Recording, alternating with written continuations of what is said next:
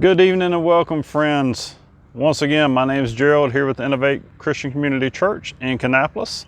We're in my backyard right now, coming on here to read our nightly psalm, our daily psalm right now. Today's Saturday. I pray that it's been a blessing to you. We've made it through a week's worth of rain. Today is gorgeous.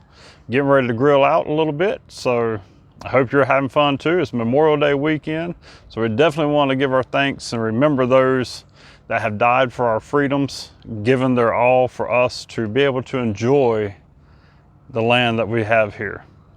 But friends, as always, we read our psalm each night. Today it is Psalm 45, and as always, I pray that it's a blessing and encouragement to you. This one here I had to look up a little bit. It is entitled, "Your Throne, O God, is Forever." Should have clued me in. But it's actually a messianic psalm. It is speaking of Christ, or the Jewish Messiah. They didn't know it was going to be Jesus at the time, of course. But it was their vision of him whenever he would come. And so let's read it and see what the Lord has in store for us today. My heart overflows with a pleasing theme. I address my verses to the King. My tongue is like a pen of a mighty scribe. You are the most handsome of the sons of men. Grace is poured upon your lips. Therefore God has blessed you forever. Gird your sword on your thigh, O mighty one, in your splendor and majesty. In your majesty ride out victoriously for the cause of truth and meekness and righteousness. Let your right hand teach you awesome deeds. Your arrows are sharp. In the heart of the king's enemies, the peoples fall under you. Your throne, O God, is forever and ever. The scepter of your kingdom is a scepter of uprightness. You have loved righteousness and hated wickedness. Therefore God, your God, has anointed you with the oil of gladness beyond your companions. Your robes are all fragrant with myrrh and aloes and cassia. From ivory palaces, stringed instruments make you glad. Daughters of kings are among your ladies of honor. At your right hand stands the queen in gold of Ophir.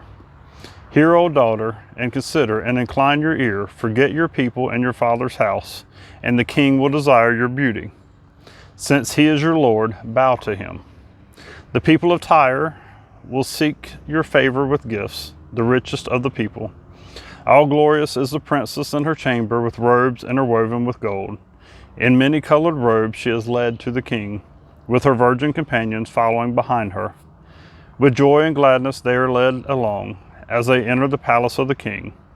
In place of your fathers shall be your sons. You will make them princes in all the earth. I will cause your name to be remembered in all generations. Therefore, nations will praise you forever and ever. So we can kind of see here, they're definitely describing a victorious warrior kind of Messiah. One that would be, attractive. Whereas the scriptures tell us, even Isaiah, who prophesied the coming king, that there'd be nothing beautiful about him, nothing that would draw us to him as far as his appearance went. And there's a lot of talk here about having weapons of war, because they were looking for a Messiah to come in to be like David, a king, an earthly king, to overthrow the Roman government and to bring the Jewish people peace, everlasting peace.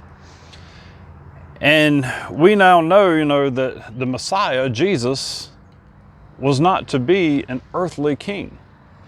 He is earthly only in the sense that he reigns over the earth, for he sitteth at the right hand of God the Father. He is the Messiah, and his rule is here and now.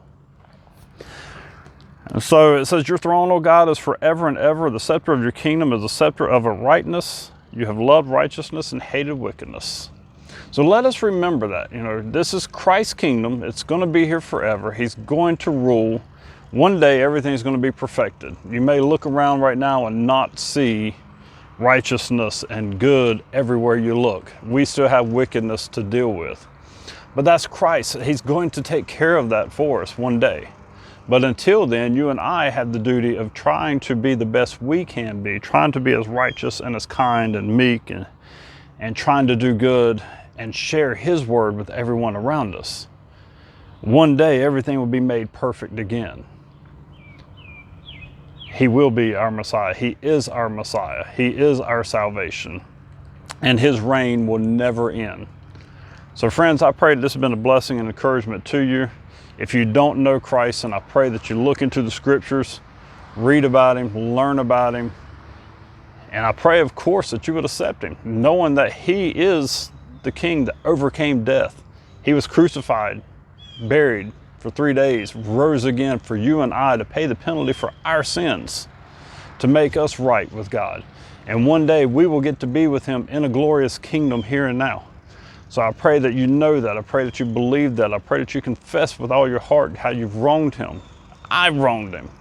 And I wouldn't be here now if it wasn't for his grace and mercy. I wouldn't be coming on here telling you of his word if it weren't for his grace and mercy in my life. And I want you to know that same grace and mercy.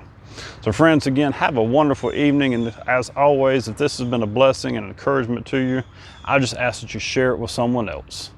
Have a glorious weekend and enjoy the holiday this weekend. Thank you.